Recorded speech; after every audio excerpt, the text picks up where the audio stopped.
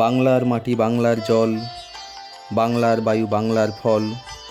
পুণ্য হোক, পুণ্য হোক, পুণ্য হোক হে ভগবান। সাম্প্রতিক পশ্চিমবঙ্গের রাজনৈতিক ও সামাজিক টানাপোড়েন পরিস্থিতির মাঝেও বাংলার ঐতিহ্য ও পরম্পরা মেনে সম্প্রীতি ও ভ্রাতৃত্ববোধের বার্তা দিয়ে মানুষের মন জয় করতে ময়দানে নেমেছে হাওড়া জেলার শ্যামপুরের বিজেপি নেতৃত্ব। 9ই আগস্ট বিকেলে বিজেপি নেতা কৌশিক চক্রবর্তীর নেতৃত্বে দেউলি বাজারে পথ চলতি মানুষ, স্থানীয় ব্যবসায়ী ও যানবাহন চালকদের হাতে রাখি বেঁধে এই দিনটিকে প্রাসঙ্গিক করে তোলেন স্থানীয় বিজেপি নেতারা।